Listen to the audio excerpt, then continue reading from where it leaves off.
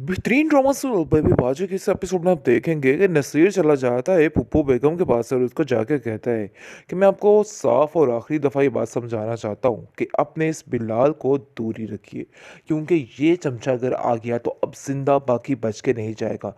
आप तो जान चुकी हैं कि मैंने उसका क्या हाल किया था, लेकिन मज़ीद मैं आप लोगों को अब नहीं छोड़ने वाला। समझिए कि अब आपके जाने की तैयारी हो चुकी है।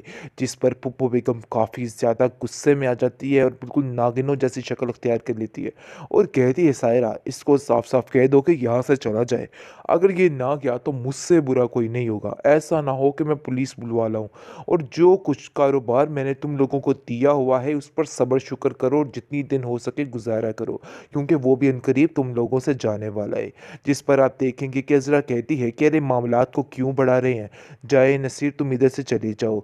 तुम्हें अभी सही यहाँ पे नहीं आना चाहिए था, अभी सही वक्त नहीं था।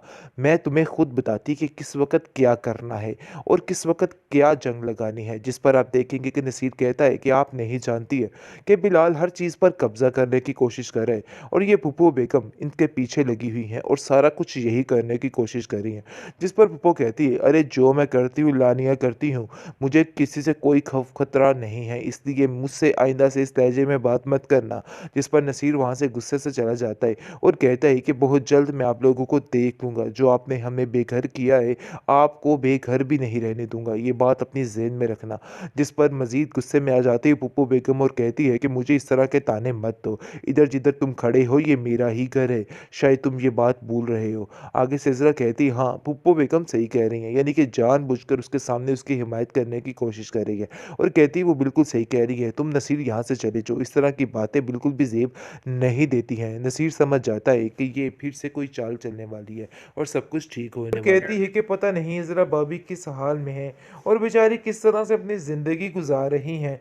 मुझे तो उनको सोच-सोच के पता नहीं क्या होता है। इस पर आप देखेंगे कि सब कहते हैं कि नहीं, वो बहुत ही बहादुर खातून है, वो अपने आप को बड़े अच्छे तरीके से सँभाल लेगी। लेकिन दूसरी तरफ फूफो जान बहुत ज़्यादा परेशान भी है कि आखिर ये क्या हो रहा है, क्योंकि वो तो कुछ और चाहती थी और ये कुछ और ही बन रहा है। और वो आयशा से इस बारे में बात करती है और कैसी कैशी मुझे साफ-साफ बताओ, ये क्या माजरा है? आगे से वो कहती है कि बस मैं भी आपको बता दे रही हूँ।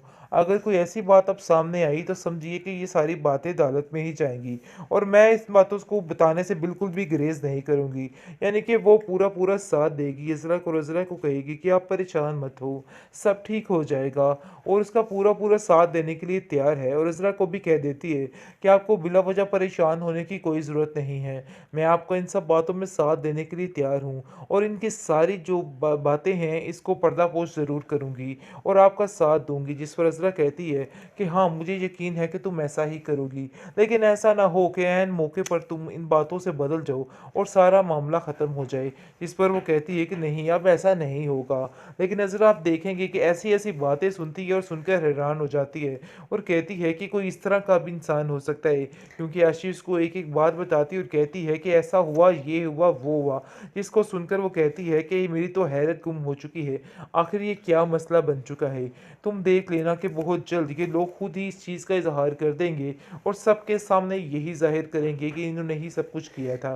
क्योंकि अब बहुत सख्त आपस में इख्तलाफात इन लोगों के बढ़ चुके हैं और वो तंग आ चुके हैं, लेकिन कुछ समझ ही नहीं आ रही कि वो क्या करे।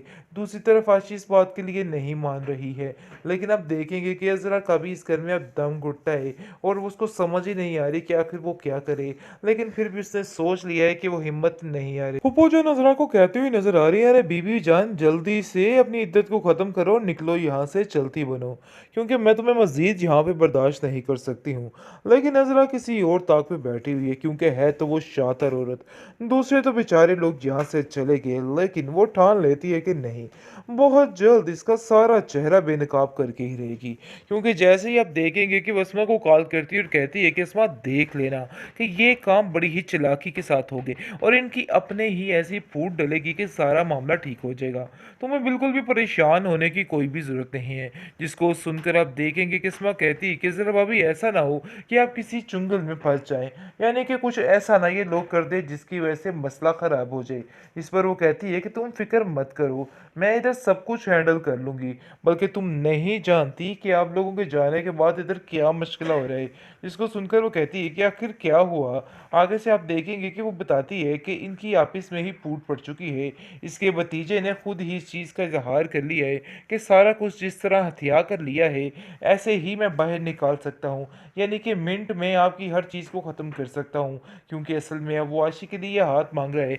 ये चीज़ बिल्कुल भी काबिल बर्दाश्त नहीं हो रही है सायरा को और उसकी माँ को, और वो कहते हैं कि चाहे जो मर्ज़ी हो जाए, वो ऐसा करने के लिए कभी भी राज़ी नहीं होंगे। इसलिए साफ-साफ वो कह देती है कि चाहे जो मर्ज़ी हो जाए, हम इस बात के लिए राज़ी नहीं होंगे। बस इसी बात से इनकी आपस में लड़ाई होने वाली है और सारा मामला जो है वो रफ़ा-दफ़ा होने वाला है। यानी कि सारी हकीकत खुल के सामने वाली है और इनका असली चेहरा खुद ही बेनकाब हो जाएगा।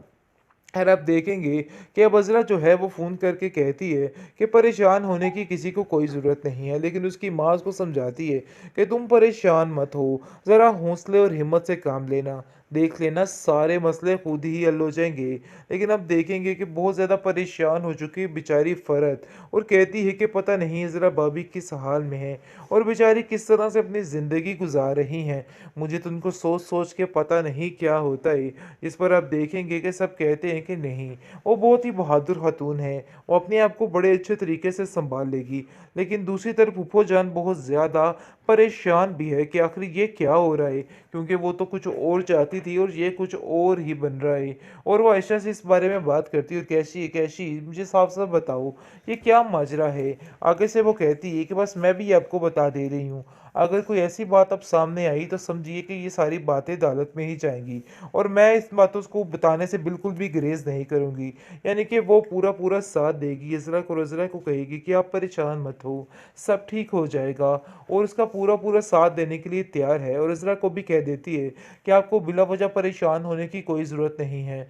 मैं आपको इन सब बातों में साथ देने के लिए तैयार हूँ और इनकी सारी जो बातें हैं इसको पर्दापोश ज़रूर करूँगी और आपका साथ दूँगी। जिस पर इज़रा कहती है कि हाँ, मुझे यकीन है कि तुम ऐसा ही करोगी। लेकिन ऐसा ना हो कि ऐन मौके पर तुम इन बातों से बदल जाओ और सारा मामला ख़त्म हो जाए। इस पर वो कहती है कि नहीं, अब ऐसा नहीं होगा। लेकिन नज़र आप देखेंगे कि ऐसी-ऐसी बातें सुनती है और सुनकर हैरान हो जाती है और कहती है कि कोई इस तरह का भी इंसान हो सकता है, क्योंकि आशीष को एक-एक बात बताती है और कहती है कि ऐसा हुआ, ये हुआ, वो हुआ। जिसको सुनकर वो कहती है कि मेरी तो हैरत गुम हो चुकी है।